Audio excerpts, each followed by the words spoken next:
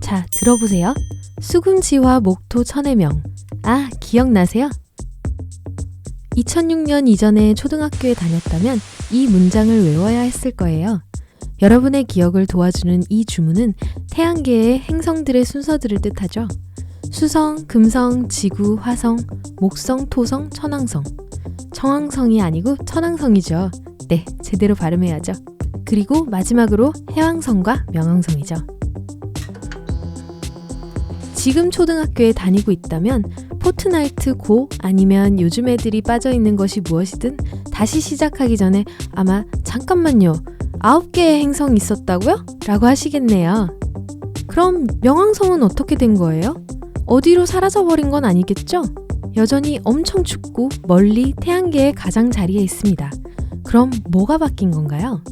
명왕성이 변한 건 아니지만 그에 대한 우리의 인식이 바뀌었죠. 우리는 100년 전보다 우주에 대해 훨씬 더 많이 알고 있어요. 명왕성 자체는 1930년에야 발견되었으니 행성의 배열이 전에도 수정되지 않은 건 아니에요. 하지만 그렇다고 해서 강등되는 행성에 뭔가 본질적으로 이상한 것이 있다는 사실은 바뀌지 않죠. 누가 그렇게 될 줄 알았겠어요? 여러분은 어떻게 생각하나요? 명왕성이 행성이어야 할까요? 아니면 지금이 맞을까요? 댓글로 여러분들의 의견을 알려주세요. 행성이라는 단어가 무엇을 의미하는지 알아보면 상황이 좀 더 분명해질지도 모르겠네요. 정확한 정의는 시간이 지나면서 많이 바뀌었지만 갈릴레오 시대부터 19세기에 이르기까지 행성은 태양의 궤도를 도는 어떤 천체를 가리켰죠. 약간 모호하게 들리지만 1801년까지는 완벽하게 딱 들어맞았었죠. 그 해는 천문학자들이 화성과 목성 사이의 중간 지점에서 태양의 궤도를 돌고 있는 행성인 세레스를 발견한 해랍니다. 여러분들은 이를 소행성 벨트가 있는 곳에서 볼 수 있는데 세레스가 알데란을 끌어당겨 1000개의 조각으로 부서뜨린 게 아니에요. 만약 그랬다면 아이들이 과학 시간에 훨씬 더 많은 관심을 가졌을 거예요. 어쨌든 천문학자들은 금방 세레스가 지구달의 반지름의 반밖에 되지 않는 상당히 작은 크기란 걸 알아차렸어요. 세레스가 발견된 다음 해 천문학계는 팔라스라는 이름의 또 다른 행성의 발견으로 떠들썩해졌습니다. 그리고 몇 년 후에 또 다른 것을 발견했죠. 그리고 또 하나, 그리고 또 하나 더. 무슨 뜻인지 알겠죠? 4개의 새로운 행성은 완전 별개의 일이잖아요. 4개라. 어떨지 상상이 가죠? 행성의 수가 수천으로 바뀔 때가 되면 몇 가지 정의를 재평가해야 할 겁니다. 천문학자들이 이 암석들이 다른 어떤 행성보다 서로 더 많은 공통점을 갖고 있다는 것을 알아차렸습니다. 이것들은 작았고 척박했고 대부분은 구체의 모양도 아니었죠. 이 작은 물체들은 소행성대에 있는 소행성들로 알려지게 되었고 세계는 수성, 금성, 지구, 화성, 목성, 토성, 천왕성 7개의 행성으로 다시 연구했습니다. 해왕성은 1846년에 8번째가 되었고 명왕성은 84년 후에 이 그룹에 합류하게 되었죠. 뒤늦게 깨달았던 덕에 명왕성이 오랫동안 잃어버린 사촌 세레스와 같은 길을 가게 될 것이란 걸 쉽게 추측할 수 있을 거예요. 하지만 우리 모두 때늦은 깨달음에 대해 사람들이 뭐라고 할지 알고 있죠. 그리고 지금 우리가 명왕성에 대해 알고 있는 것들은 20세기 초반에는 분명하지 않았거든요. 예를 들면 우리가 명왕성이 얼음과 바위로 만들어진 작은 공에 지나지 않는다는 것을 아는 반면 초기의 측정에서는 명왕성이 천왕성이나 해왕성과 비슷한 크기라고 생각했죠. 명왕성의 크기는 발견된 다음에 지구만한 크기로 수정되었죠. 1948년에 크기가 다시 줄었죠. 2006년에 마침내 천문학자들이 정확한 측정을 할 수 있었을 때까지 명왕성의 크기는 계속 줄었죠.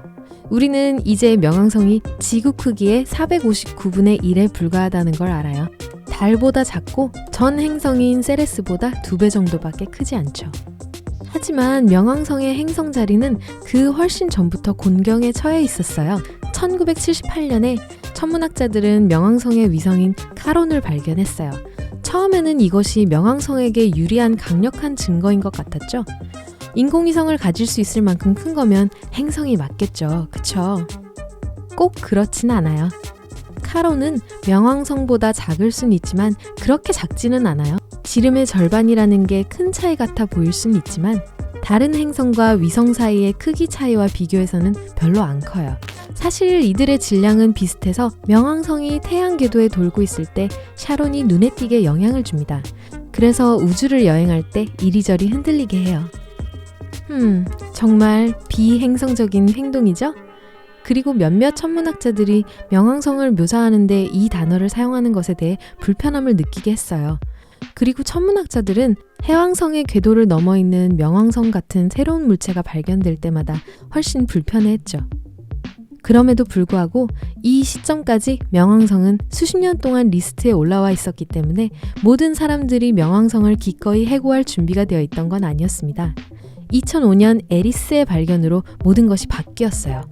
에리스는 명왕성보다 약간 작지만 초기 측정에서는 다소 더 큰 크기로 측정이 되었죠. 이것은 행성으로서 명왕성의 지위에 다시 한번 타격을 가했고 2006년 국제천문학연합회는 행성이 무엇인지 무엇이 아닌지에 대한 정의를 다시 한번 개정할 때라고 결정했습니다. 그 이후로 다음 3가지 조건을 갖추어야만 행성이 될 수 있어요. 우선 태양 주위를 공전해야 합니다. 두 번째는 그 천체가 둥글거나 최소한 구의 모양이어야 하고요. 명왕성은 첫 2가지 항목에는 들어맞는데 3번째 항목에서 문제에 부딪히죠. 행성이 주변의 다른 천체는 배제되어야 한다는 항목에서 말이에요. 주변의 다른 천체가 배제되어야 한다는 뜻은 주변에 자신만의 위성을 제외한 다른 물체는 없어야 한다는 뜻이에요. 명왕성은 이 특징을 완수해내지 못했기 때문에 3번째 항목은 아직 인정되지 않은 상태로 남아있죠. 야구에서 스트라이크 한 번은 괜찮겠지만 클럽 행성의 멤버가 되고 싶다면 스트라이크가 한 번이라도 계약 파기감이죠. 이제 명왕성이 쫓겨났다는 것에 모두가 신이 난 건 아닙니다. 이 작은 녀석에게 미안함을 느끼지 않는다는 건 어렵고 그리고 심지어 오늘날까지도 국제천문학연합회의 판결에 동의하지 않고 명왕성을 다시 한번 행성이라고 부르고 싶어하는 몇몇 과학자들이 있죠. 그들은 첫 번째와 3번째 조건을 없애자고 제안했죠. 이 정의에 따르면 질량이 충분해서 구형의 형태 또는 구체에 가까운 형태를 유지할 수 있는 천체는 행성의 자격을 가질 수 있다는 거죠. 이러면 명왕성이 다시 행성 자리를 찾겠지만 그러면 우리의 달과 목성, 토성, 해왕성의 몇몇 위성들까지도 포함시키게 되죠. 세레스, 카론, 그리고 소행성들과 다른 천체들은 말할 것도 없죠. 이 모든 것을 종합하면 감당하기 쉬운 8개의 행성에서 감당하기 어려운 150개의 행성으로 늘어나게 돼요. 지금 현재의 정의는 완벽과는 거리가 멉니다. 몇몇 천문학자들이 지적했듯이 어떠한 항성 궤도에도 돌지 않는 떠돌이 행성을 배제하고 있죠. 또 어떤 사람들은 세계 그 자체 대신에 행성 관점에서 둘러싸고 있는 것에 너무 많은 중점을 두고 있다고 느끼고 있죠. 미디움닷컴의 에단 시겔의 말을 인용하자면 목성 거리에 있는 수성은 절대로 궤도 주변 천체들을 깨끗이 흡수하지 않을 것이고 행성 지위를 얻지 못할 겁니다. 수성보다 훨씬 작은 세계는 적색 외성 주위에 있는 행성이 될 수 있는 반면 만약 지구가 오르트 성운 궤도 너머 어딘가에 있었다면 지구도 행성이 될 수 없을 거예요. 반면에 더 크고 밝은 알파 켄타우루스 자리 A와 B를 공전하는 켄타우루스 자리의 프록시마 성, 적색 외성 같은 항성에 대해선 어떡하죠? 이것도 행성인가요? 자, 의심할 여지 없이 항성이지만 모든 조건 사항들을 충족합니다. 항성이면서 동시에 행성일 수 있나요? 전통적인 상식에서는 아니라고 말하지만 이런 건 여러분 행성과 같은 단어들을 정의하려고 할 때 부딪히게 되는 문제입니다. 이 모든 것들은 우리가 행성을 어떻게 정의해야 할지 다시 한번 볼 때가 되었다는 걸 나타내는 것일 수 있어요. 그렇지만 숫자를 14배로 증가시키는 건 좋은 해결책은 아닌 것 같아요. 과학이 결국 어떤 정의를 내리든 안타깝게도 명왕성은 그 안에 없을 거예요. 아, 명왕성이 디즈니에 나오는 그 개 이름에서 따온 거라는 것도 말 안 했네요. 잠깐만요. 아니라고요? 이런 농담이에요. 오늘 새롭게 알게 된 것이 있다면 영상에 좋아요를 누르고 친구와도 공유해주세요. 그리고 여기 여러분들이 즐길 수 있는 다른 동영상들이 있어요. 왼쪽, 오른쪽 중 하나를 클릭하기만 하면 돼요. 밝은 면과 함께 하세요.